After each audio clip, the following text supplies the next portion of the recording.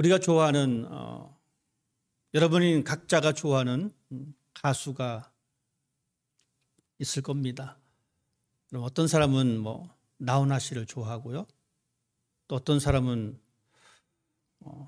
BTS를 좋아하기도 하고요.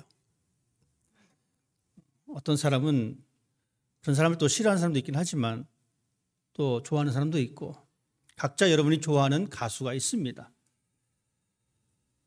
그 가수를 좋아한다는 것은 그 가수의 노래가 마음에 든다는 겁니다. 아마도 제가 여러분에게 여러분이 좋아하는 노래를 한번 불러보십시오라고 하면 여러분은 서슴없이 그 노래를 잘 부를 것 같습니다. 여러분이 좋아하는 그 노래 한 곡을 한번 생각해 보십시오. 뭐 인생은 나그네 길, 뭐 그 노래도 있지 않습니까? 여러분이 좋아하는 그 노래의 주제가 뭔지 한번 생각해 보십시오.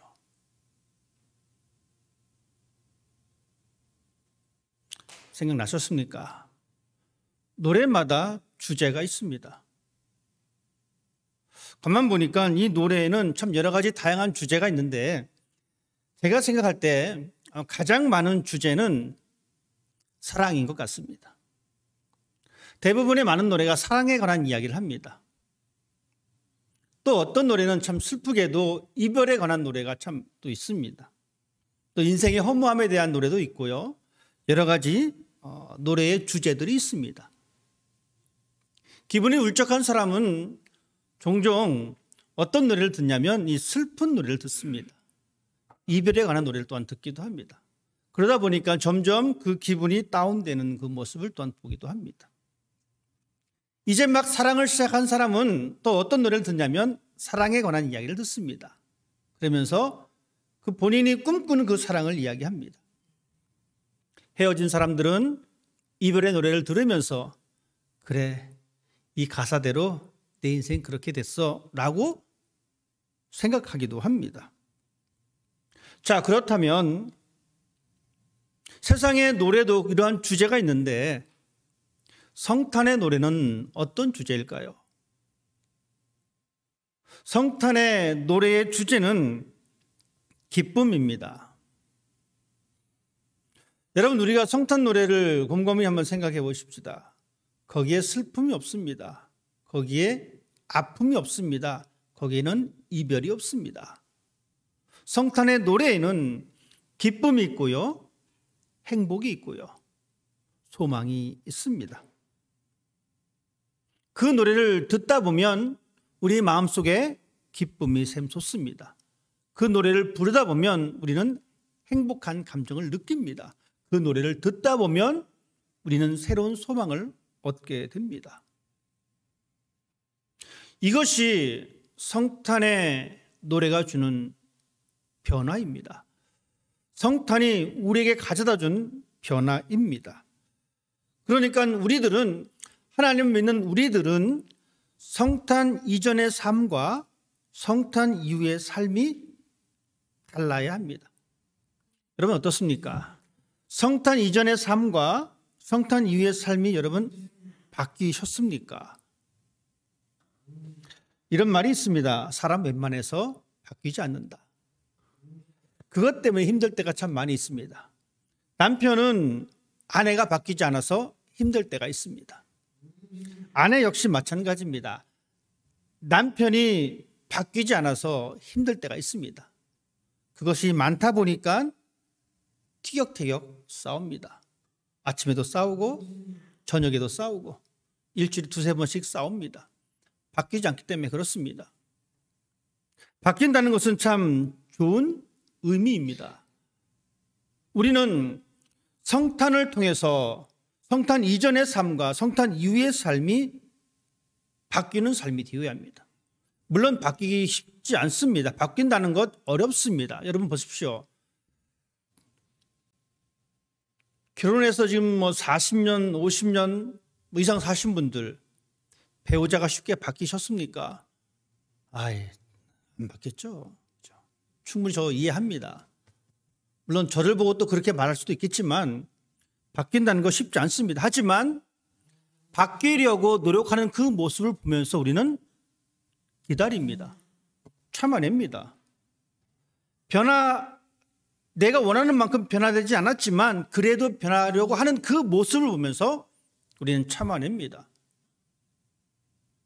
우리의 신앙의 모습이 그렇게 되어야 합니다. 성탄 이전의 삶과 성탄 이후의 삶이 동일하면 안 되고, 즉 예수 그리스도가 이 땅에 오신 그 사건, 예수 그리스도가 내 마음에 오신 사건 이후에 우리의 삶이 조금씩 바뀌어 가야 된다는 이야기입니다. 세상에 사람의 완벽함은 없습니다. 여러분, 한 번에 확 바뀌면 그것만큼 위험한 것도 없습니다. 하지만 안 바뀌려고 끝까지 버티는 것도 위험한 일입니다. 그래서 우리는 변화된 삶을 살기 위해서 최소한의 노력을 해야 합니다. 그 모습이 바로 성탄을 경험한 사람의 모습입니다. 예수님을 영접한 사람의 삶의 모습이어야 합니다. 여러분, 성탄은 어떤 사건입니까? 예수님께서 이 땅에 오셨던 사건 이 하나만이 아닙니다. 이 사건은 하늘과 땅을 잇는 사건입니다. 무한하신 하나님께서 유한하신 이 세상에 오신 사건입니다. 한계가 없인 그 하나님이 여전히 연약하고 한계가 많은 우리들에게 오신 사건입니다. 그리고 하나님은 그 사건을 통해서 저와 여러분을 부르셨습니다. 그리고 하나님은 우리에게 이것을 말씀해 주고 있습니다.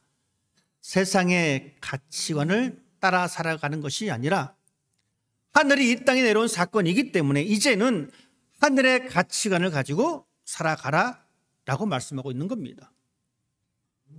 그동안 우리는 세상의 가치관을 가지고 살아왔습니다. 그러니 갑자기 하늘이 이 땅에 내려온 그 가치관을 갖고 살기는 힘듭니다. 어렵습니다.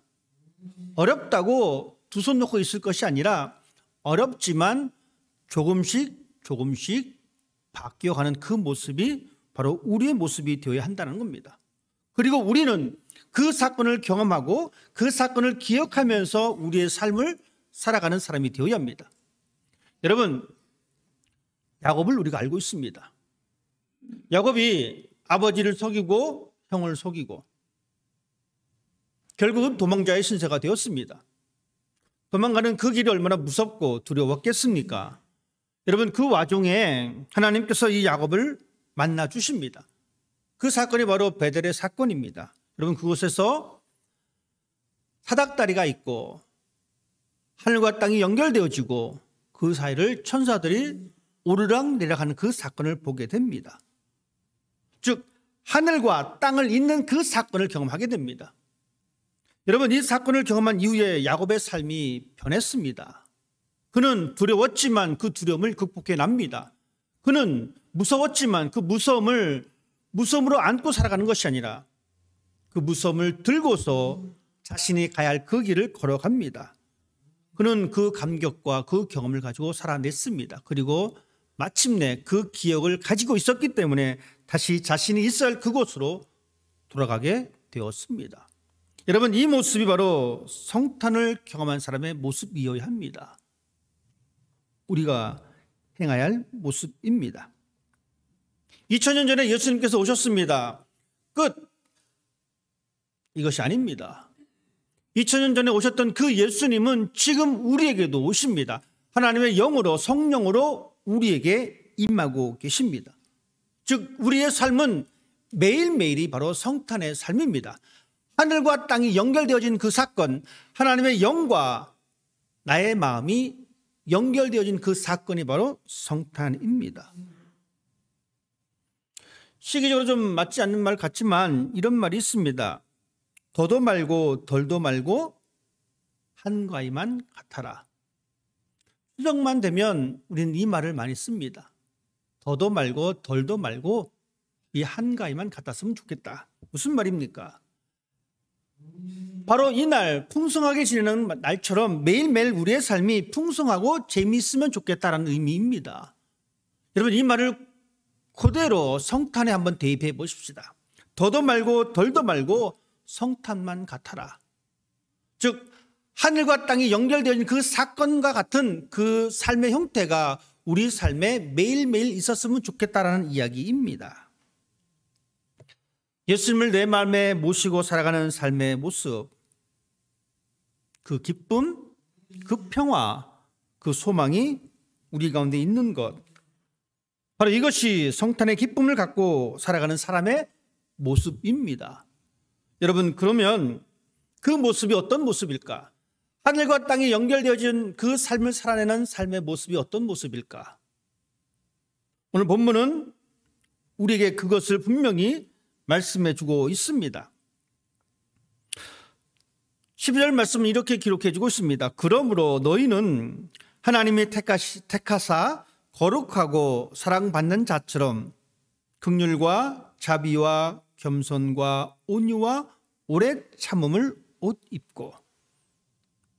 사도 바울은 성탄을 경험한, 즉 하나님의 임재를 경험한 사람의 삶의 모습을 분명히 이야기해 주고 있는데, 어떤 삶이냐면 하나님이 택한 백성처럼 살아야 합니다 라고 이야기하고 있습니다.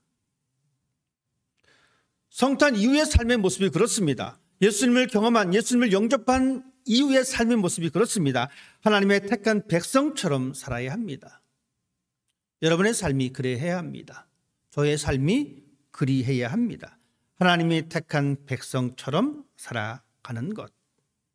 여러분, 선택되었다는 것은 축복입니다.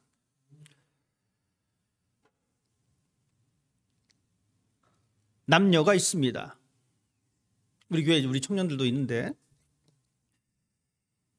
그 중에 한 사람이 나는 이제 상대방을 사랑하기로 선택을 합니다.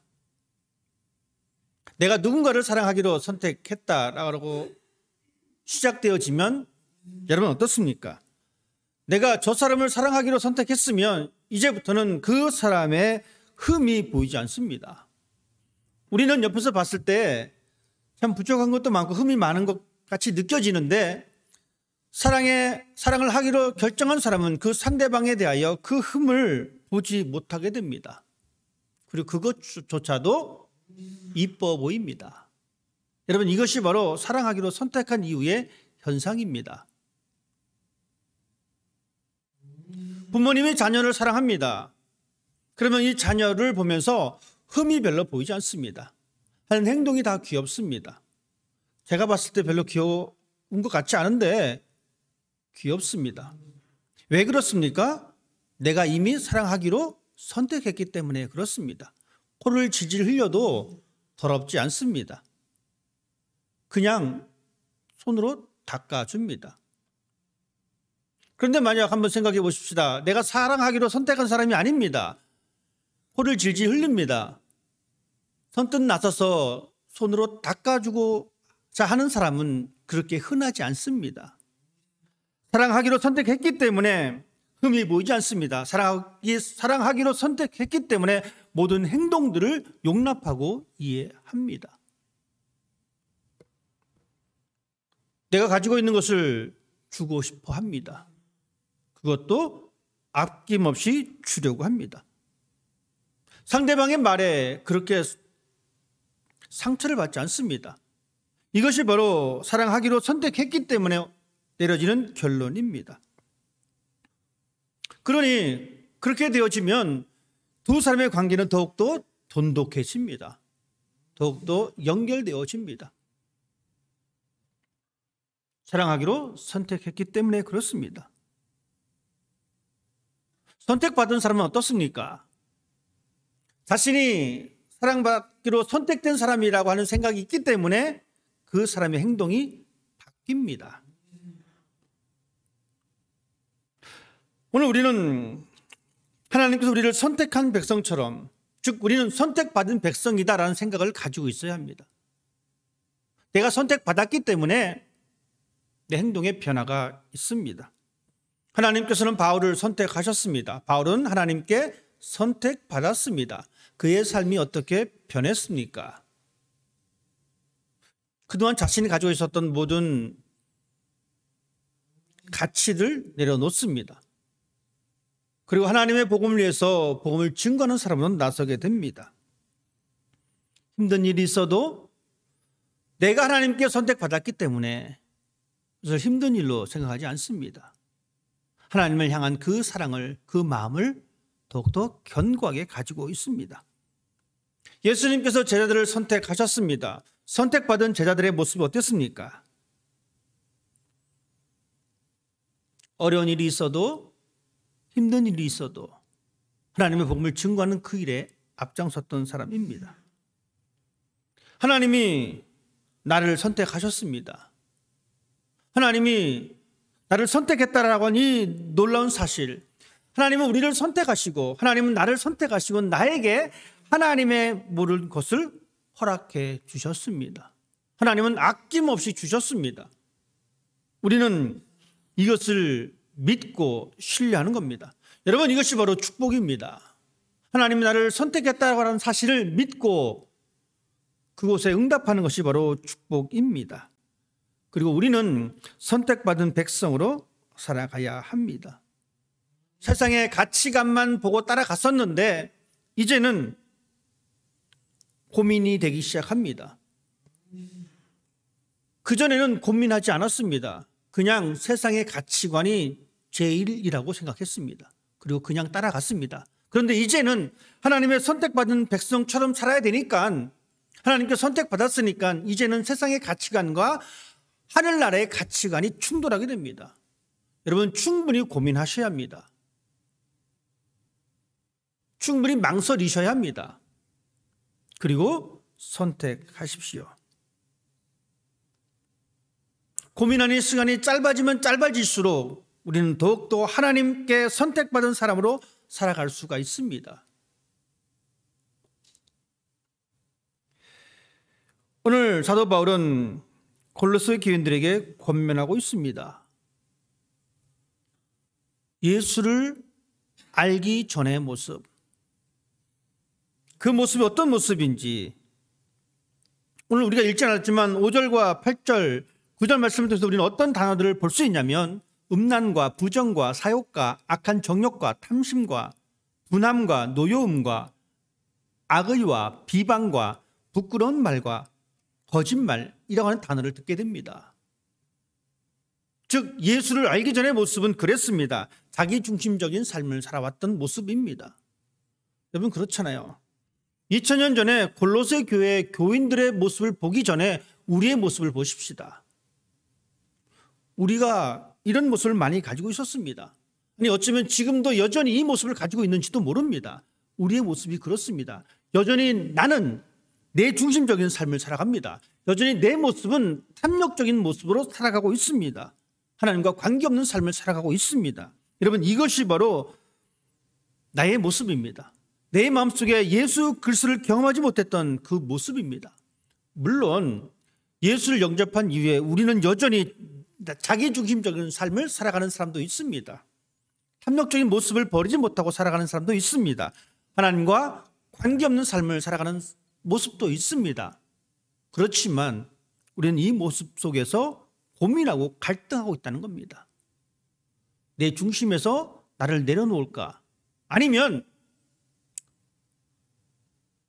하나님께서 말씀하신 그 사랑하는 그 모습으로 바뀔까?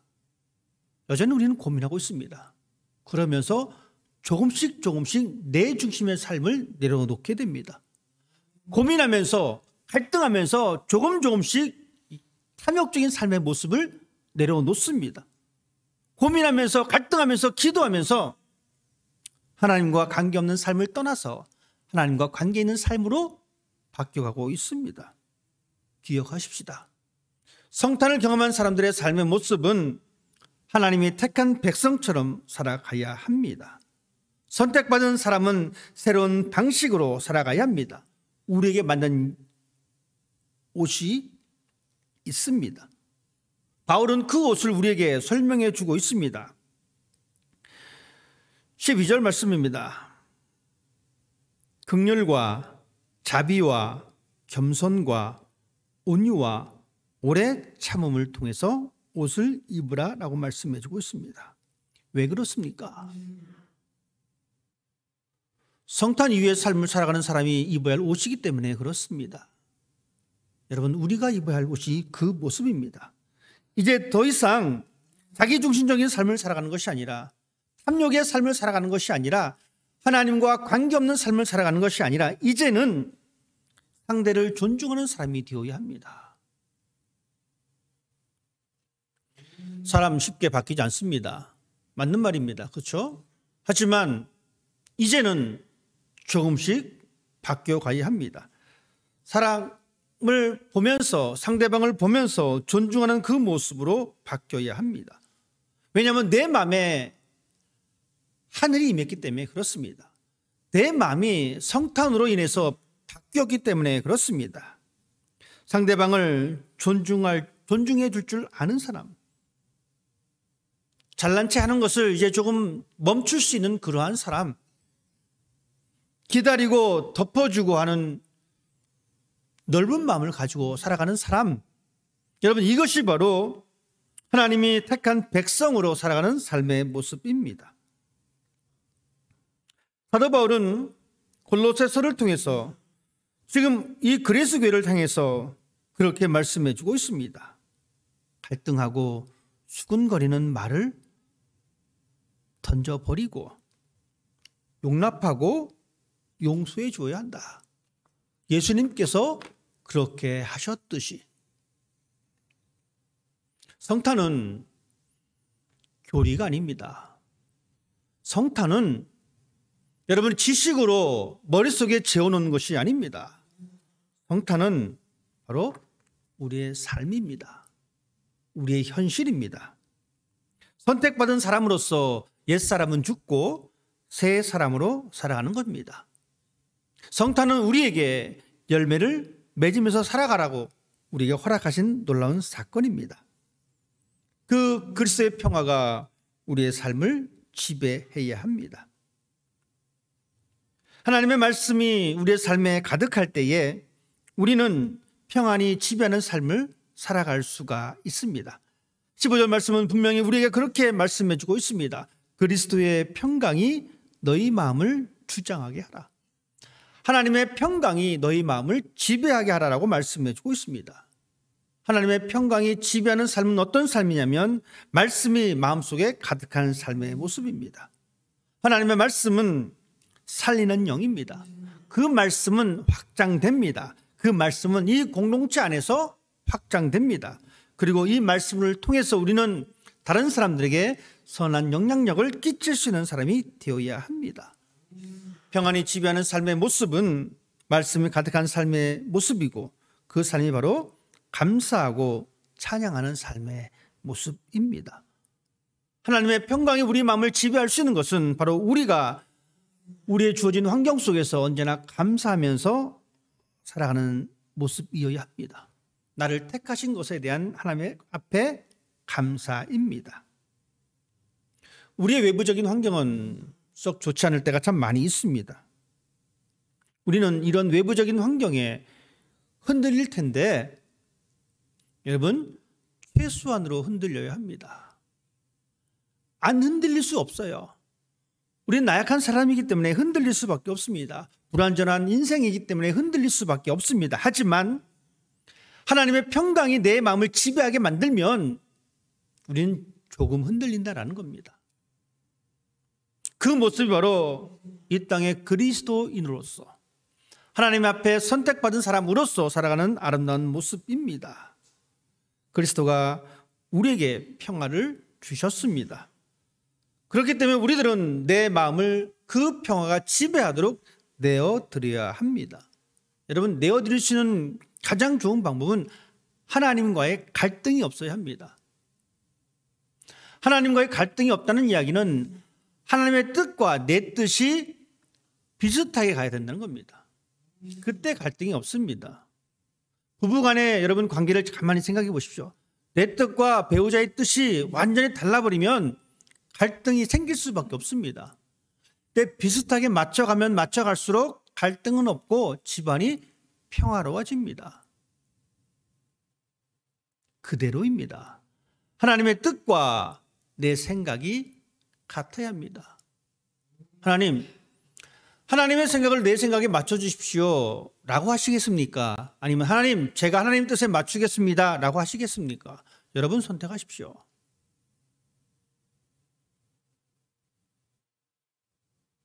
예수님은 본인의 생각을 하나님께 맞추었습니다. 예수님이 여러분의 삶에, 여러분의 마음가운데 계시다면 여러분도 그러한 삶을 살아야 합니다. 우리도 그러한 삶을 살아야 합니다. 성탄 이후의 삶을 살아가는 우리 모두는